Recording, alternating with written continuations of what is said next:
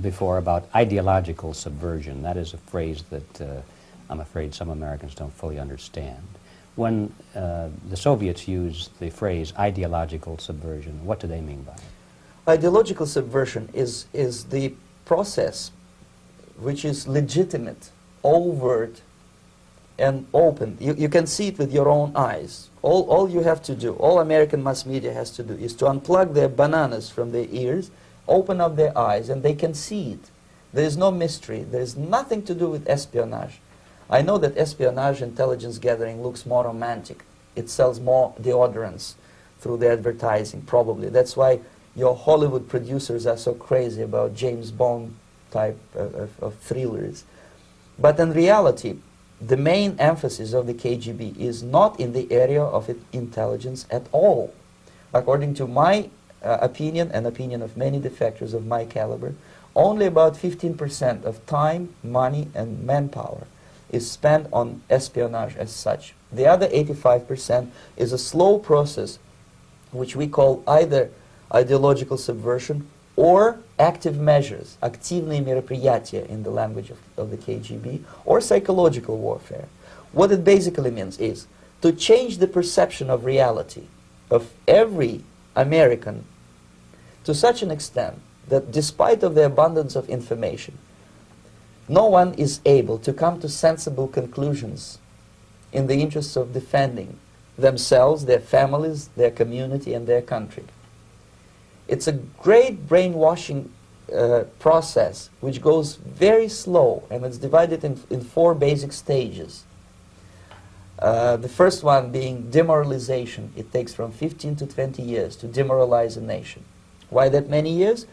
Because this is the minimum number of years which requires to educate one generation of students in the country of your enemy, exposed to the ideology of the enemy. In other words, Marxism-Leninism ideology is being pumped into the soft heads of at least 3 generations of American students without being challenged or counterbalanced by the basic values of Americanism, American patriotism. The result you can see. Most of the people who graduated in the 60s, dropouts or half-baked intellectuals, are now occupying the positions of power in the government, civil service, business, mass media, educational system. You are stuck with them. You cannot get rid of them. They are contaminated. They are programmed to think and react to certain stimuli in a certain pattern. You cannot change their mind, even if you expose them to authentic information, even if you prove that white is white and black is black, you still cannot change the basic perception and the logic of behavior.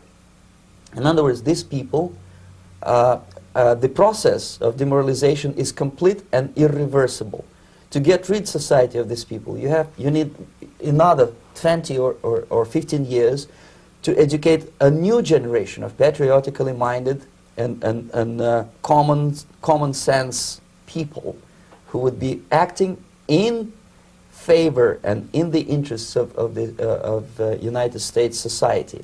And yet these people who've been programmed and, as you say, in place and who are favorable to an opening with the Soviet concept, these are the very people who would be marked for extermination in this country? Most of them, yes. Simply because the psychological shock when they will see in future what the beautiful society of equality and social justice means in practice, obviously they will revolt. They will be very unhappy, frustrated people. And the Marxist-Leninist regime does not tolerate these people. Obviously they will join the links of dissenters, dissidents. Unlike in present United States, there will be no place for dissent in future Marxist-Leninist America. Here you can get popular like Daniel Ellsberg and filthy rich like Jane Fonda for being dissident, for criticizing your Pentagon. In future, these people will be simply squashed like cockroaches. Nobody is going to pay them nothing for their beautiful, noble ideas of equality. This they don't understand, and it will be greatest shock for them, of course. The demoralization process in the United States is basically completed already. For the last 25 years, Actually, it's overfulfilled, because demoralization now reaches such areas where previously not even Comrade Andropov and all his experts would even dream of such a tremendous success. Most of it is done by Americans to Americans, thanks to lack of moral standards. As I mentioned before, exposure to true information does not matter anymore. A person who was demoralized is unable to assess true information. The facts tell nothing to him. Even if I shower him with information, with authentic proof, with documents, with pictures, even if I take him by force to the Soviet Union and show him concentration camp, he will refuse to believe it until he is going to receive a kick in his fat bottom. When a military boot crashes his, then he will understand, but not before that. That's the tragic of the situation of demoralization. So basically America is stuck with demoralization, and unless, even if you start right now, here, this minute, you start educating new generation of Americans, it will still take you 15 to 20 years to turn the tide of ideological perception of reality back to normalcy and patriotism. The next stage is destabilization. This time, subverter does not care about your ideas and the patterns of your consumption. Whether you eat junk food and get fat and flabby, doesn't matter anymore. This time, and it takes only from 2 to 5 years to destabilize a nation, what matters is essentials: economy, foreign relations, defense systems. And you can see it quite clearly that in some areas, in such sensitive areas as defense and economy, the influence of Marxist-Leninist ideas in the United States is absolutely fantastic. I could never believe it 14 years ago when I landed in this part of the world, that the process will go that fast.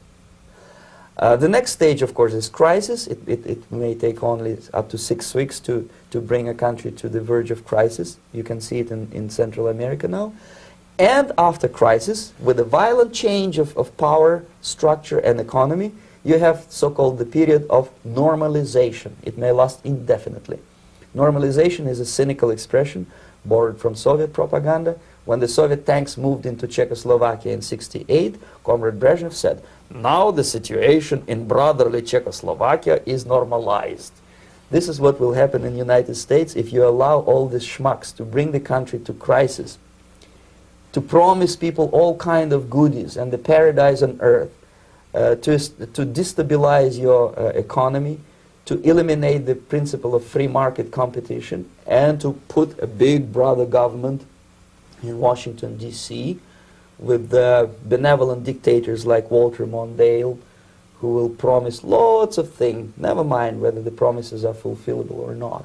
He will go to Moscow to kiss the bottoms of new generation of Soviet assassins, never mind. He will create false illusions that the situation is under control. Situation is not under control.